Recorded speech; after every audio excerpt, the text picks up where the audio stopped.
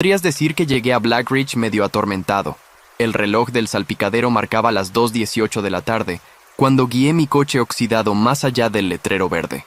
Población, 1247. Y descendí hacia el valle. Era principios de abril, temporada de barro en Vermont, y los bordes de la carretera 14 tenían el color de los pozos del café. Había manejado 5 horas desde Boston con la radio apagada, reviviendo el accidente en mi cabeza en un bucle que no podía detener. 6 meses antes, estaba al volante de ese mismo coche en la I-93. La lluvia cortaba el aire, el teléfono vibraba en el portavasos, una mirada rápida al mensaje de Sara, solo un meme, algo sobre gatos, y las luces de freno de un camión explotaron frente a mí. Me encogí, derrapé, giré. Ella gritó mi nombre una vez. El lado del pasajero se arrugó como papel de aluminio. El médico dijo que murió al instante. Yo salí con una fractura en espiral en la muñeca, una acusación de conducción temeraria que no prosperó y una culpa que sí. El testamento del tío Roger llegó 2 semanas después del funeral, como un desafío cósmico. Una pequeña cabaña en las afueras de Black Ridge, pagada, adecuada para un nuevo comienzo. Apenas conocía al hombre, un carpintero excéntrico que me enseñó a afilar un cepillo cuando tenía 10 años. Sin embargo, ahí estaba su último regalo. Renunciar a mi trabajo de diseño, vender todo lo que Sara no había tocado y dirigir el coche hacia el norte hasta que la señal del móvil desapareciera fue casi instintivo. La cabaña estaba en un camino lleno de baches llamado Birch Hollow, con más hoyos que pavimento. 2 habitaciones, techo cubierto de musgo, una estufa de leña más antigua que yo. Olía a cedro, ratones y algo más dulce, quizás savia de los arces cercanos. Arrastré mi mochila, desplegué la cama de campaña y traté de sentirme agradecido. La mayor parte del tiempo, solo me sentía vacío. Aguanté una semana con mis ahorros y autocompasión antes de que las cuentas de la supervivencia se volvieran aterradoras. En Birch Hollow no había wifi y la electricidad era intermitente.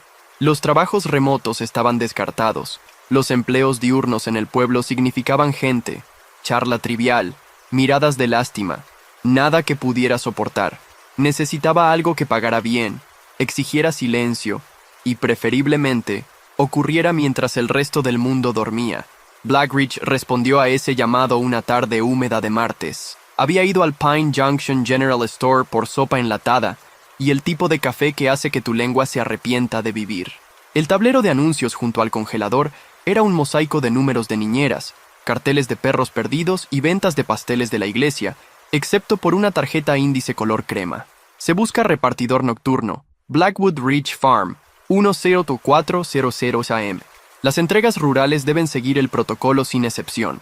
Alta remuneración. Pregunte dentro o llame a Samuel Cross, con un número de teléfono adjunto. Casi me río. Repartidor nocturno sonaba como código para contrabando o tráfico de órganos.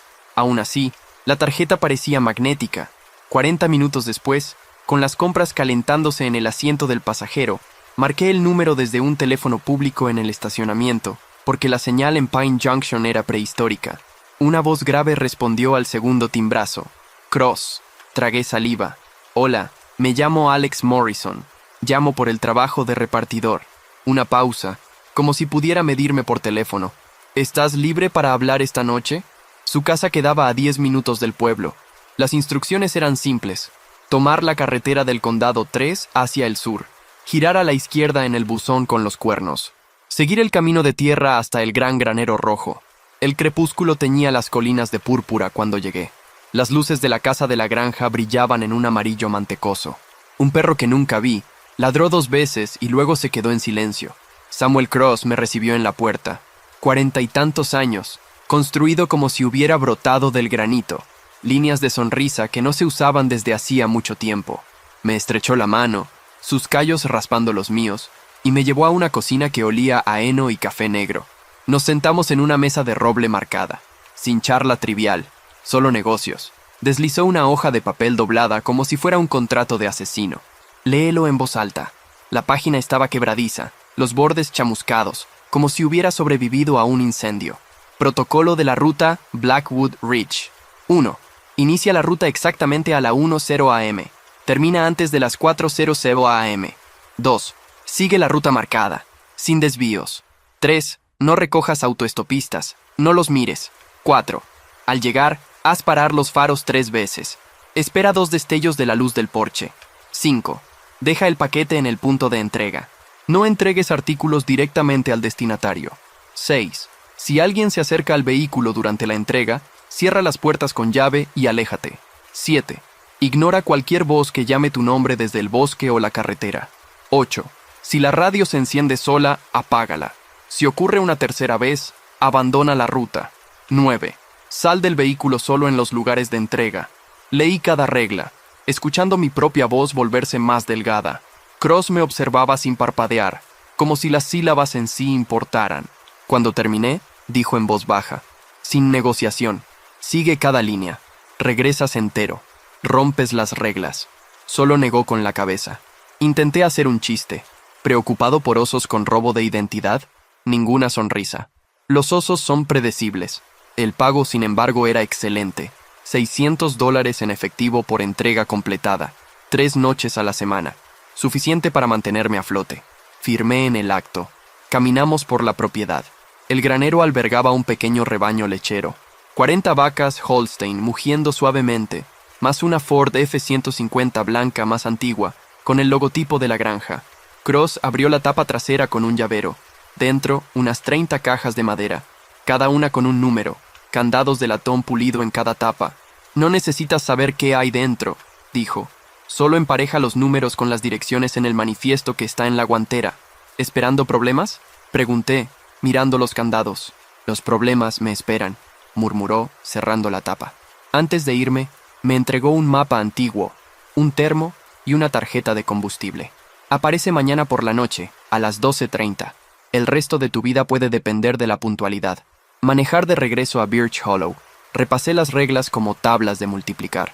Parecían menos directrices laborales y más instrucciones de supervivencia que encontrarías grabadas en la puerta de una caja fuerte.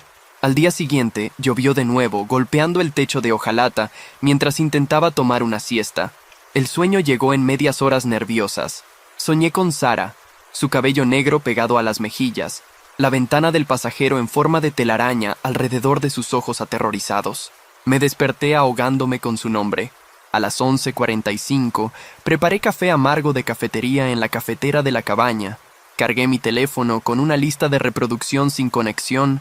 No había señal de todos modos, y me sentí casi ridículo frotándome el sueño de los ojos como un niño preparándose para una casa de fantasmas. A las 12:32, estaba parado al borde del camino de la granja de Cross, con los faros apagados. El camión olía a limpiador de cuero y metal frío. 12 paquetes numerados estaban asegurados detrás de un divisor de malla. Coloqué la hoja de reglas en el salpicadero, donde la luz del techo besaba la tinta. 00049, 0050. Mi pulso se sincronizó con el segundero. A las 12:59:57 giré la llave. El motor rugió. Salí a la carretera del Condado 3 exactamente a la 10 a.m. El tic-tac tan preciso como el último latido del corazón de Sarah en mi memoria. La ruta se dirigía al este hacia la carretera Pine Ridge, pasando por campos plateados por la escarcha. Las estrellas presionaban bajas, pesadas, con una especie de indiferencia cósmica. Después de 14 kilómetros, el GPS, una unidad antigua que Cross había sujetado con bridas, pitó la primera parada. Margaret Talbot, 82 años, según el manifiesto. Giré hacia una entrada flanqueada por arces que podrían haber sido torneados en mayo. Su casa de tablas parecía una postal hasta la noche. Regla 4. Hice parar los faros 3 veces, al ritmo. 2 destellos cálidos del porche respondieron. El alivio aflojó mis hombros. Tomé el paquete número 1, una caja del tamaño de una caja de zapatos, sorprendentemente pesada.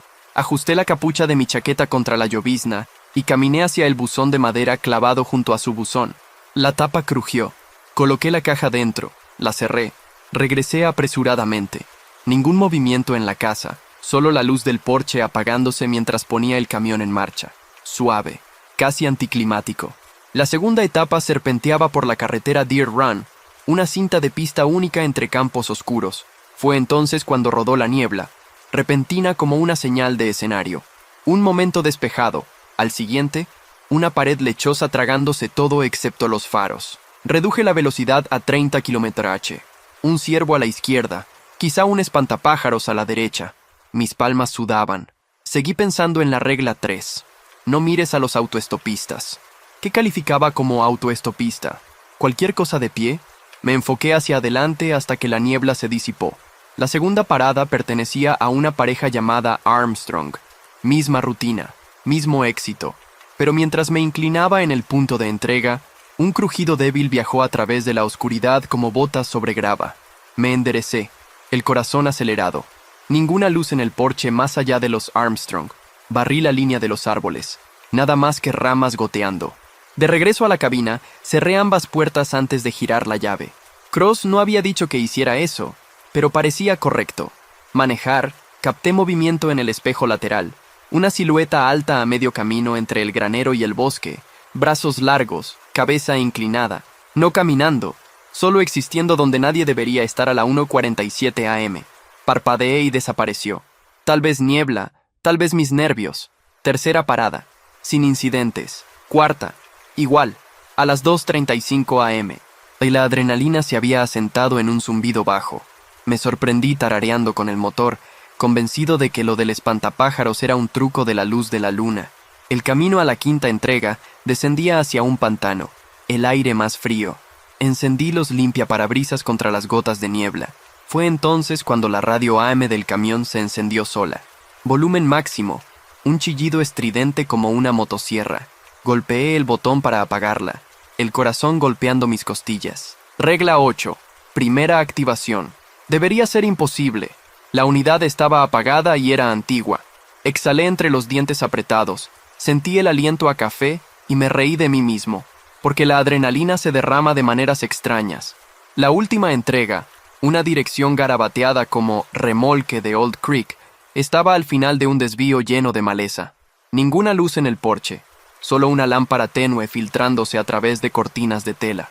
Hice parar los faros 3 veces. Nada.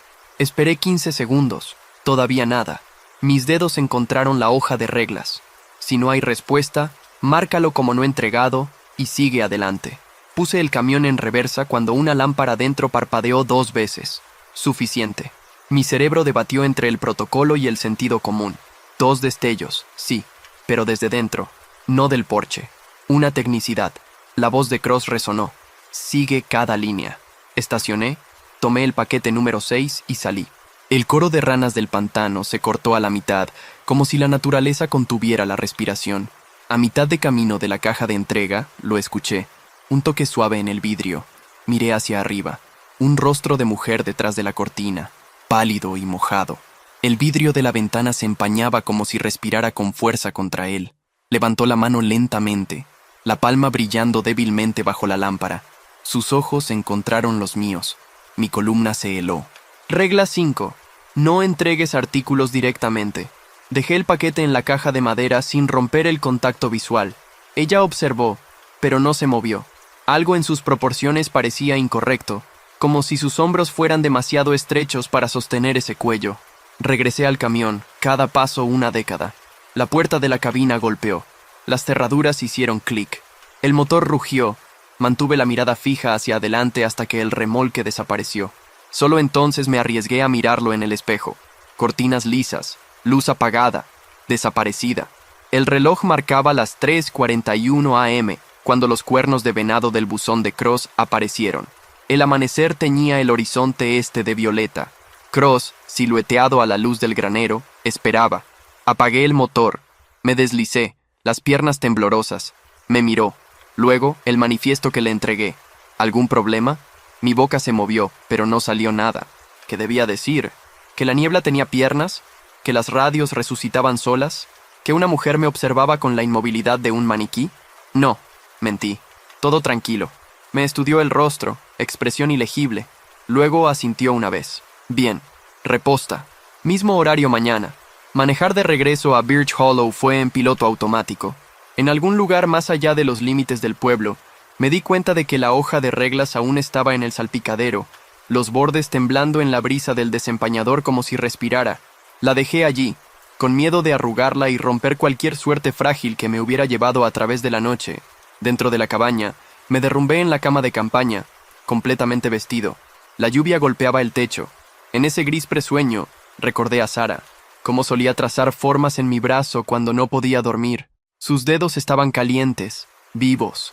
El recuerdo debería doler como siempre dolía, pero un nuevo sentimiento se deslizó por debajo, sospecha, porque el rostro en la ventana del remolque, aquel cuya silueta no coincidía con sus huesos, tenía los ojos marrones de Sara, grandes y brillantes, suplicando por algo. La pregunta de Cross resonó. ¿Algún problema? No, Samuel, ninguno. A menos que cuentes la posibilidad de que acabo de ver a mi novia muerta mirándome a través de la ventana de un extraño. Me dormí preguntándome qué regla cubría ese escenario y si, la noche siguiente, las reglas aún serían suficientes. ¿Te gustaría que continúe traduciendo el resto de la historia o prefieres que me centre en refinar alguna sección en particular?